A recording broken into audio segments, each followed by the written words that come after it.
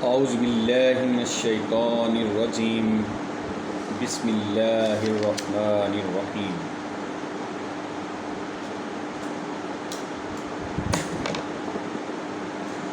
دنیا کی سب مسلم اور مروج اشیاء میں سب سے بڑا راز مذہب ہے۔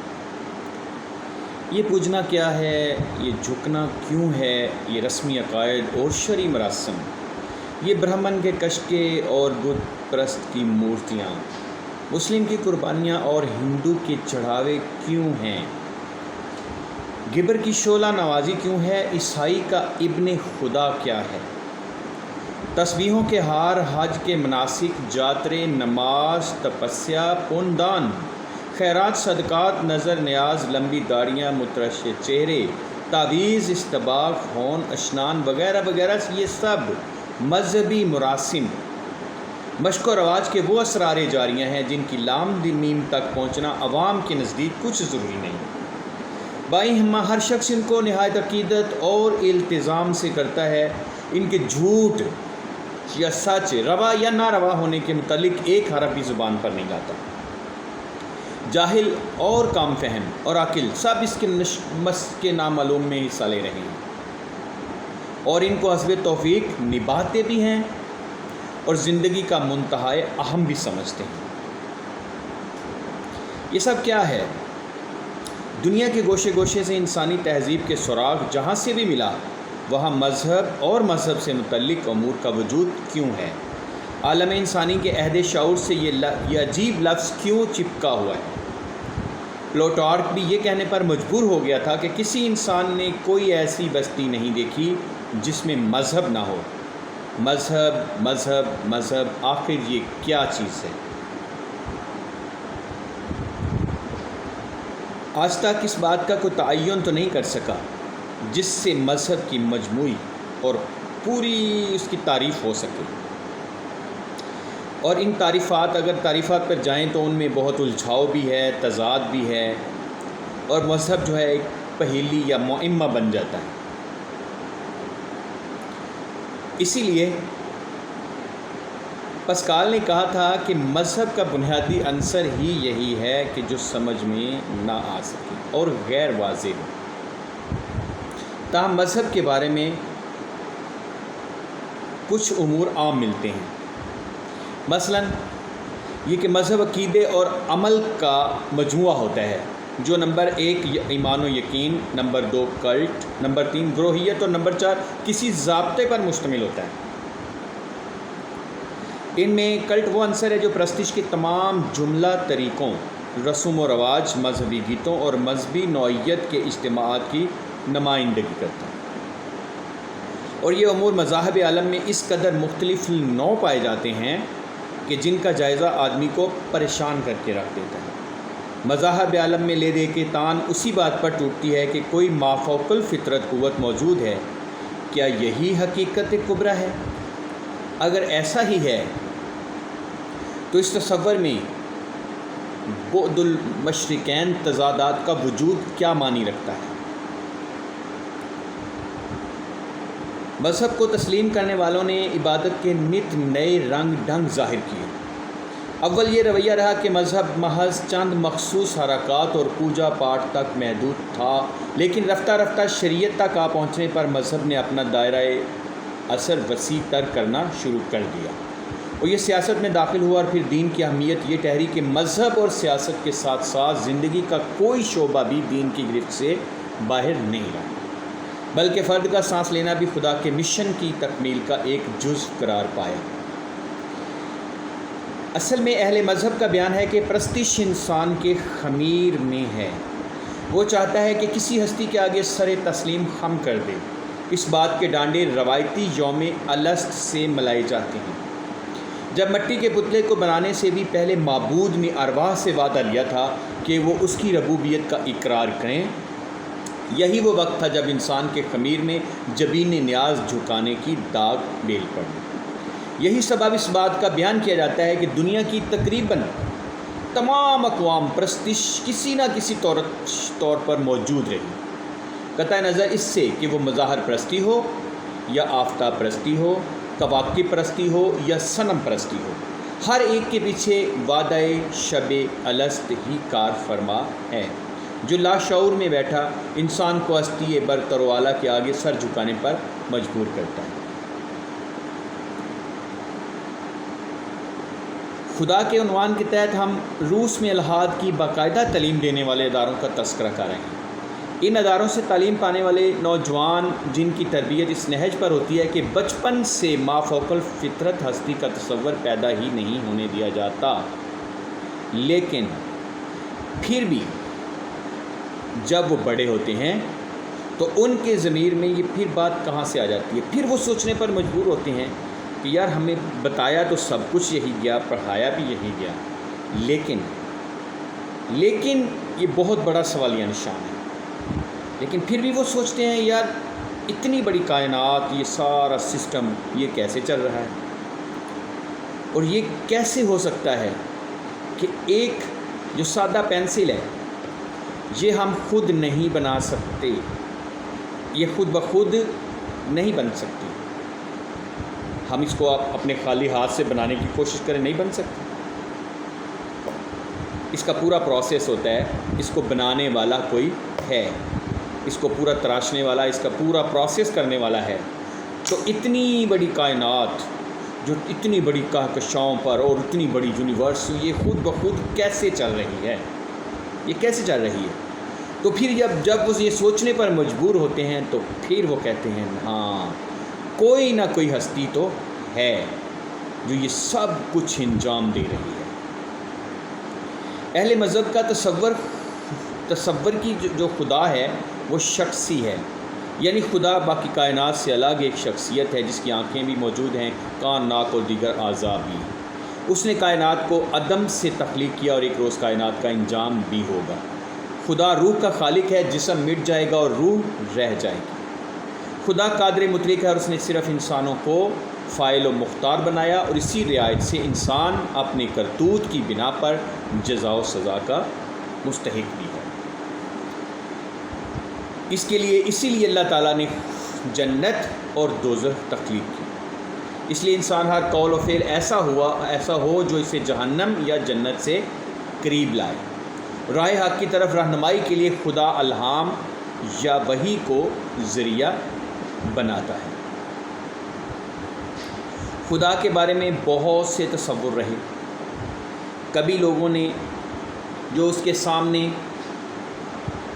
زیادہ خطرناک چیز، زیادہ ہولناک ہیبت ناک چیز آئی، اسی کو خدا سمجھ کے اسی کے سامنے اپنی جبین نیاز جھکا دی۔ لیکن اصل میں جو انسان کے اندر کا خوف ہے، ایک معاشیات کا خوف ہوتا ہے ایک انسان کو، اور ایک اپنی زندگی کا خوف ہوتا ہے کہیں میں فنا نہ ہو جائے، اور یہی چیز ہے وہ جس کو وہ مذہب کے اور خدا کے قریب کرتی ہے۔ یعنی کہ اگر وہ یہاں پہ ایسے اعمال کرے گا تو جو اگلی فار ایور لائف ہے وہاں پہ اس کا کیا بنے گا۔ اسی لیے وہ کوشش کرتا ہے کہ مذہب کے اوپر کار بند ہو اور مذہب کے اوپر پورا چلے۔ ڈاکٹر ڈیوڈ فارسمتھ کہتا ہے کہ مذہب انسان کو سہارا دیتا ہے، لیکن یہ سہارا ایسے ہی ہے جیسا کہ ایک بچہ تلاش کرتا ہے۔ بالغ آدمی کسی کا سہارا لے گا تو یہ اس کی ذہنی ناپختگی اور طفلانہ پن کا ثبوت ہوگا۔ انسان کے لیے خدا کی ذات کا سہارا لینے کی بجائے خود اپنی ذات کا سہارا لینا ضروری ہے۔ لیکن ان صاحب سے کوئی یہ پوچھے کہ جو انسان وہ کہتے ہیں کہ اپنا سہارا لینا ضروری ہے، اپنا سہارا سے کیا مراد ہے؟ کیا انسان کے اندر جو سسٹم فعال ہیں، جو کچھ اس کے اندر خون کی گردش رواں ہے، اس کے جو خلیات وہ کام کر رہے ہیں، اس کی بینائی ہے، اس کی آنکھیں ہیں، اس کے بعد اس کے کان ہیں، اس کی جو تمام حسیات ہیں، کیا وہ خود بخود کام کر رہی ہیں؟ تو اپنا سہارا وہ کیسے لے سکتا ہے؟ سہارا تو اس کو پھر بھی خدا کے چاہیے۔ اس لیے مذہب کہتا ہے کہ خدا سے رجوع کرو۔ آپ کو یہ بھی پتہ ہونا چاہیے کہ اللہ تعالیٰ نے جب انسان کو تخلیق کیا اور انسان کے دل میں وسوسے ڈالنے والا بھی پیدا کیا، وہ ان سے پہلے پیدا ہو چکا تھا، کئی ہزار لاکھ سال پہلے، اور اس نے خدا کی اتنی بندگی کی کہ اس جیسی بندگی شاید اب کوئی بھی نہ کر سکے اور کسی نے بھی نہ کی ہو۔ اب اتنی بندگی کرنے کے بعد، اتنا خدا کے نزدیک ہونے کے بعد، اتنا خدا کا لاڈلا اور محبوب ہونے کے بعد، جب اللہ تعالیٰ نے یہ فیصلہ کیا کہ میں کائنات میں، اس دنیا میں اپنا نائب بناؤں گا، تو یقیناً اس کے دل میں یہ پیدا ہوا ہوگا کہ میں نے اتنا کچھ کیا، لیکن مجھے اس سے کیا ملا۔ اس لیے جب اس نے یہ ساری چیزیں سوچی تو اس نے فرشتوں کے دل میں یہ خیال ڈالا۔ جب اللہ تعالیٰ نے یہ فرمایا کہ میں انسان کو تخلیق کرنے لگا، تو فرشتوں سے رائے پوچھی، اور اس نے بھی عبادت اتنی کی تھی، اتنی بندگی کی تھی کہ وہ بھی فرشتوں کا مقرب بن گیا تھا اور فرشتوں کا سردار بن چکا تھا۔ اس نے جب یہ سوچا کہ اللہ تعالیٰ نے رائے پوچھی ہے، تو اس نے سب سے پہلے فرشتوں کو ورگلانا چاہا۔ اس نے کہا دیکھو، ہم اللہ تعالیٰ کی تسبیح بھی کرتے ہیں، حمد بھی بیان کرتے ہیں، اس کی صفات، اس کی ہر چیز کا بیان کرتے ہیں، اس کی بندگی، ربوبیت، سجود بھی کرتے ہیں، رکوع بھی کرتے ہیں، قیام بھی کرتے ہیں، آپ بھی کرتے ہو، تو پھر اللہ تعالیٰ اس کو کیوں بنا رہا ہے؟ یہ گلے سڑے گارے سے اور اس طرح کی مٹی سے اس کو کیوں بنا رہے ہیں؟ آپ دیکھو، آپ نور سے پیدا ہوئے اور میں آگ سے پیدا ہوا۔ جب اس نے یہ فرشتوں سے کہا تو کیونکہ وہ بندگی کرنے کے بعد اتنا اللہ تعالیٰ کے نزدیک ہو چکا تھا، اتنا یعنی کہ نیک اور اتنا متقی اور پرہیزگار ان کی نظروں میں ہو چکا تھا کہ فرشتوں نے سوچا کہ ہاں چلے سوال کر دیتے اللہ کی بارگاہ میں۔ پھر اللہ تعالیٰ نے جب یہ کہا کہ میں انسان بنانے لگا ہوں، تو فرشتوں نے وہی بات کی جو شیطان نے یا ابلیس نے ان کو کہی تھی کہ یا اللہ، ہم تیری تسبیح اور حمد کرنے کے لیے کافی ہیں، تو اس کو بنائے گا مٹی سے، یہ فساد بھی کرے گا، خون ریزی بھی کرے گا، قتل و غارت بھی کرے گا، اور اس کے بعد بہت سی برائیوں کا مرتکب بھی ہوگا، تو اس کو کیوں بنانے لگا؟ جب یہ بات ہوئی تو اللہ تعالیٰ نے فرمایا دیکھو، لا علم لنا الا ما علمتنا، تم نہیں جانتے، تمہیں اس چیز کا پتہ نہیں ہے۔ فرشتوں کو فوراً اپنی غلطی کا احساس ہوا کہ ہاں، ہمیں تو ایسی بات کرنے کا کہیں حق نہیں ہے کہ واقعی اس نے کہا یا اللہ، واقعی ہمیں اس چیز کا علم نہیں ہے، ہمیں تو صرف اتنا ہی پتہ ہے جتنا تو نے ہمیں ودیت علم کیا ہے، اور تیری ذات پاک ہے، ہم تیری بارگاہ میں توبہ کرتے ہیں۔ جب شیطان نے دیکھا کہ یہ تو کام خراب ہو گیا، یہ تو فرشتے پھر اللہ تعالیٰ کی جو بات ہے اسی کی تائید کرنے لگے، انہوں نے میرا ساتھ نہیں دیا، تو پھر اللہ تعالیٰ نے جب آدم علیہ السلام کو تخلیق کیا، جب ان کے سر کے اوپر تاج اشرف المخلوقات رکھا، تو پھر تمام فرشتوں سے اور تمام اس وقت مخلوقات سے کہا کہ تم سب سجدے میں گر جاؤ۔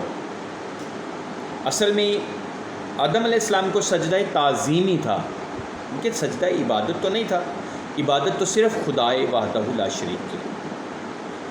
تو اس طرح سب نے سجدہ کیا۔ جب سب نے سجدہ کر لیا تو رہ کون گیا؟ ابلیس۔ وہ اکڑ گیا، اس نے کہا میں سجدہ تو نہیں کروں گا۔ پھر اللہ تعالیٰ نے کہا کہ ہاں بھائی، تو نے سجدہ کیوں نہیں کیا؟ اس نے کہا یا اللہ، مجھے تو نے آگ سے بنایا ہے، اور آگ کی خاصیت ہے بلند ہونا، اوپر اٹھتی ہے، اور اس کو مٹی سے بنایا، اور مٹی ہمیشہ نیچے کی طرف گرتی ہے، تو میں اس سے بہتر ہوں۔ جب یہ بات ہوئی تو اللہ رب العزت کی ذات جلال میں آ گئی۔ اللہ تعالیٰ نے فرمایا کہ اے لعین، تمہیں کم از کم یہ بھی احساس نہیں، اور تمہیں اس بات کا بھی خیال نہیں آیا کہ یہ حکم کون دے رہا ہے؟ اصل میں یہ سجدہ آدم کو تھوڑا تھا، یہ تو میری فرما برداری کی بات تھی کہ میری فرما برداری کون کرتا ہے، لیکن تم نے میری فرما برداری نہیں کی، میرے حکم کو جھٹلایا، اس لیے تو آج سے رجیم مردود ہے۔ اس نے کہا یا اللہ ٹھیک ہے، تو نے مجھے یہ سارا کچھ کر دیا، مجھے مردود کر دیا، رجیم کر دیا، لیکن میں نے تیری اتنی بندگی کی ہے، ہزاروں سال تیری عبادت کی ہے، تو اس کا میں تھوڑا سا صلہ مانگتا ہوں۔ اللہ تعالیٰ نے فرمایا ہاں کیا بات ہے، کیا صلہ ہے؟ یا اللہ مجھے قیامت تک کے لیے مہلت دے۔ اچھا مہلت چاہیے، کیوں؟ اس لیے کہ یہ آدم جس کی وجہ سے میں آج رجیم ہوا ہوں، تیری بارگاہ میں مردود ہوا ہوں، میں اس کو بھی تیری بارگاہ میں آنے کے قابل نہیں چھوڑوں، بلکہ اس کو بھی اپنے ساتھ ملا لوں گا۔ اللہ تعالیٰ نے کہا ٹھیک ہے، تمہیں قیامت تک کے لیے مہلت ہے، لیکن ایک میری بات یاد رکھ، جو میرے مخلص بندے ہوں گے تو ان کو ورگلا نہیں سکے گا، اور جن کو تو ورگلائے گا وہ تیرے ساتھ ہی جہنم میں جائیں گے۔ تو دوستو بات یہ ہے کہ جب یہ ساری بات ہو گئی،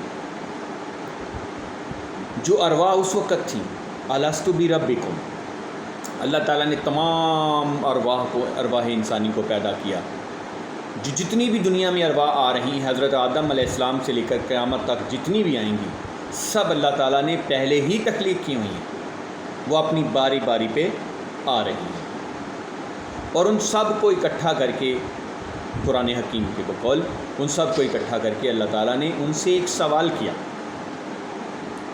ان سے سوال کیا الستو بربکم، کیا میں تمہارا رب نہیں ہوں؟ تو تمام ارواح نے، جتنی بھی ارواح ہیں پوری انسانیت میں، پہلے جو گزر چکی ہیں، جو ہیں اور جو آئیں گی، سب نے مل کر کہا قالوا بلا، ہاں میں ہمارے رب، تو ہی ہمارا رب ہے، کیوں نہیں، تو ہی ہمارا رب ہے۔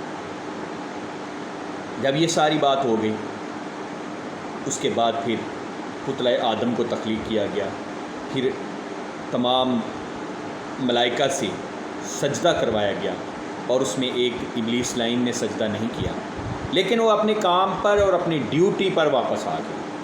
جیسے آدم علیہ السلام آیا، جیسے آدم علیہ السلام نیچے آئے، وہ بھی نیچے اتر آیا، اور اس نے وہی کام شروع کر دیا جو اس نے کرنے کا وعدہ کیا تھا، یعنی کہ انسان کو پھٹکانے کا۔ اللہ تعالیٰ نے اسے یہ جو کہا تھا کہ میرے مخلص بندے تیرا شکار نہیں بنیں گے، اور جو تیرا ساتھ دیں گے وہ ان کو تیرے ساتھ ہی میں جہنم رسید کر دوں گا۔ آدم علیہ السلام کے پہلے ہی 2 بیٹے، حابیل اور قابیل کا معاملہ، ایک بھائی جو ہے اس کے چکر میں آ گیا، دوسرا نہیں آیا، ایک نے اس کو ورگلا کر اپنے بھائی کو قتل کرنے پر اکسا دیا، یہ معاملہ آپ سب جانتے ہیں۔ اس کے بعد اس نے پھر مختلف ہیلے بہانوں سے انسان کے دل میں وساوس ڈالے، جیسے جیسے آدم علیہ السلام کا جو بعثت ہے، جو ان کی عمر گزرتی گئی، تو آدم علیہ السلام کے بعد ان کے بیٹے شیس علیہ السلام نبی بنے، لیکن جب وہ اس کا جو دوسرا بھائی تھا جس نے قتل کیا تھا، وہ اور طرف آباد ہو گیا جا کے، وہاں پہ اس کو شیطان نے اور زیادہ ملفف کر کے اور بہت زیادہ خوبصورت اور متعین اور متعیش کر کے بہت ساری چیزیں دکھائیں کہ دیکھو یہ تمہارا خدا ہے، اور کبھی اس جنسیات کی طرف راغب کیا، کبھی اس کو لالچ دلایا، کبھی اس کو پیسے کا لالچ دیا، کبھی کسی چیز کا دیا، اور آج تک وہ کر رہا ہے۔ اور وہ چیزیں جو ہمارے سامنے بہت اہمیت رکھتی ہیں، دنیاوی حسن ہے، دنیاوی دولت ہے، یہ سب کچھ، یہ سارا کچھ کیا ہے؟ اصل میں یہ سارا کچھ جو ہے انسانی نظر کا دھوکہ ہے، جو ہمیں خوبصورت کر کے دکھایا جاتا ہے کہ یہ دیکھو کتنا اس کی طرف لگا۔ آج بھی ہم جہاں برائی ہو رہی ہو، جہاں پہ ناچ گانا ایسی چیز ہو رہی ہو، ہم فوراً ادھر لپکتے ہیں، کیوں؟ کہ یہ اوپر سے جو شیطان اکیلا نہیں ہے، اب شیطان کے ہزاروں چیلے ہیں، اور وہ ہر وقت اس چیز میں ہے کہ ہمیں کس طریقے سے ورگلا کر ادھر لایا جائے۔ لیکن ایک طرف شیطانی قوتیں ہیں تو رحمانی قوتیں بھی ہیں، جو اللہ تعالیٰ کے نیک فرشتے ہیں، نیک روحیں ہیں، وہ انسانوں پر اپنے اچھے اثرات بھی چھوڑتی ہیں۔ آپ نے کبھی سوچا ہوگا، آپ بہت زیادہ بھی اگر گناہوں میں لت پت ہوں، لیکن کبھی کبھی بیٹھے بیٹھے آپ کے دل میں خیال آتا ہے، یار میں یہ کیسے زندگی گزار رہا ہوں، مجھے یار اچھا ہونا چاہیے، چلو یار آج وضو کرتے ہیں، نماز پڑھتے ہیں۔ تو بھائی یہ خیال آپ کے ذہن میں ویسے نہیں آ گیا، یہ اوپر سے جو آسمانوں سے، عرش سے اور اوپر سے جو لہریں آتی ہیں، دو قوتیں اپنی اپنی لہریں چھوڑتی ہیں، دو قوتیں، ایک طرف شیاطین ہیں وہ اپنی لہریں چھوڑتے ہیں آپ کے ذہن کو قبضہ کرنے کے لیے، اور ایک طرف رحمانی قوتیں ہیں جو آپ کو جھنجھوڑتے ہیں کہ بندے تمہیں کس چیز نے اپنے رب کے بارے میں دھوکے میں ڈال رکھا ہے۔ یہ دھوکہ ہے زندگی، یہ مال و دولت، یہ دنیا، یہ خواتین، یہ سب کچھ، یہ سب دھوکہ ہے۔ اگر ان کے حسن میں، ان کی خوبصورتی میں، اس کے لالچ میں، تعیشات میں اگر پڑھ کر مجھے بھلا دیا تو یاد رکھ، وہ جو تیرا ازلی دشمن ہے وہ گھات میں بیٹھا خوش ہوگا کہ میں نے اپنا کام کر دیا، لیکن اے بندے تو ہماری طرف لوٹ آ۔ یہ مذہب میں نے اسی لیے تخلیق کیا، مذہب کا مطلب یہی ہے کہ میں تمہیں اس شیطان کے حملوں سے، ان چیزوں سے بچاؤں، تمہیں اس لائن سے بچاؤں۔ ہر مذہب میں اسی لیے میں نے اچھے بندے بھی رکھے، اچھے خصائص رکھے، تاکہ انسان اچھے اعمال کر کے میری بارگاہ میں حاضر ہوں۔ اور پھر جب تمام مذاہب کا ایک جگہ پہ میں نے اکٹھا کر دیا، جب آپ نے آخری نبی دل برے دل براں، کائنات کے سردار اور حضرت محمد مصطفیٰ صلی اللہ علیہ وسلم کو بھیجا، تو تمام مذاہب کا خلاصہ اسلام کے اندر رکھ دیا۔ اس کی عبادات اتنی آسان کر دی، اس کے معاملات اتنے آسان کر دیے کہ ہر انسان اچھے طریقے سے اس کو عملی جامہ پہنا کر اپنا راستہ ہموار کر سکے اسی جنت کی طرف جس جنت سے حضرت انسان نکالا گیا تھا اپنی چھوٹی سی خطا پر، اور اس شیطان لعین کو ناکام و نامراد بنا دے۔ آئیے سب سے پہلے بات یہ ہے کہ جو ہمارا نفس، جو ہمارا دل کہے وہ مت کریں۔ ہم سوچیں کہ خدا کی کتاب قرآن کیا کہہ رہی ہے ہمیں، اور پیارے آقا صلی اللہ علیہ وسلم کے فرمان عالی شان ہمیں کیا کہہ رہے ہیں، ہم اس کے مطابق اپنی زندگی کو بسر کریں۔ چھوٹی چھوٹی باتیں ہیں، ایک دوسرے کے ساتھ مسکرا کر ملنا، ایک دوسرے کا خیال رکھنا، ایک دوسرے کے لیے سہولیات پیدا کرنا، ایک دوسرے کے لیے محبت و مودت پیدا کرنا، اس کا مشکل وقت آتا ہے اس پر انسان کے کام آنا، ایک دوسرے کے کام آنا، نیکی اور بھلائی کرنا۔ علامہ اقبال نے فرمایا تھا، خدا کے بندے تو ہیں ہزاروں، بنوں میں پھرتے ہیں مارے مارے، میں اس کا بندہ بنوں گا جس کو خدا کے بندوں سے پیار ہوگا، کیونکہ خدا کے بندوں سے پیار اس کا مطلب ہے خدمت خلق، اور خدمت خلق ہی سب سے بڑی عبادت ہے۔ اور کائنات میں اور دنیا میں اللہ تعالیٰ نے جو سب سے بڑی کہ کرو تم رحم اہل زمیں پر اور خدا مہرباں ہوگا عرش بری پر، وہ عرش بری پر بیٹھ کر تم پہ رحم کی نظر کرے گا، کیونکہ تم نے اس کی مخلوق کی خدمت کی۔ اس لیے آج ہم اپنا ٹاپک اسی جگہ پہ کلوز کرتے ہیں کہ اللہ تعالیٰ کی پیدا کی ہوئی جو تخلیق ہے اس پہ غور و فکر کریں۔ قرآن پاک جگہ جگہ پہ ہمیں اس بات کی دعوت دیتا ہے کہ ہم شعور کریں، عقل کریں، سوچیں، سمجھیں، ہر چیز کو دیکھیں، اور خاص طور پر اپنے دشمن کو پہچانیں۔ وہ نہیں چاہتا کہ آپ پھر وہ جنت حاصل کر سکیں جہاں سے آپ کو نکالا گیا ہے، کیوں کہ اس کو اپنی خار ہے، اپنا حسد ہے، اپنی دشمنی ہے، وہ نہیں چاہتا یہ سارا کام ہو۔ اس لیے برائے مہربانی یہ سب چیزیں ہم سب نے سوچنی ہیں کہ اس کو ناکام بنا سکیں اور اللہ تعالیٰ کے راستے پر گامزن ہو سکیں۔ اللہ تعالیٰ سے دعا ہے کہ اللہ تعالیٰ ہم سب کو شیطان لعین کے حملوں سے بچائے اور ہمیں ہر طرح کی چیزوں سے محفوظ رکھے، آفات سے، بلیات سے۔ اگر آپ کو میری باتیں اچھی لگی ہیں، اگر آپ سمجھتے ہیں کہ میں نے بات ٹھیک کی ہے اور ہماری فائدے کی ہے، تو میرے چینل کو سبسکرائب بھی کریں اور اس ویڈیو کو لائک بھی کریں، تاکہ ہم اور بھی اچھی باتیں کر سکیں۔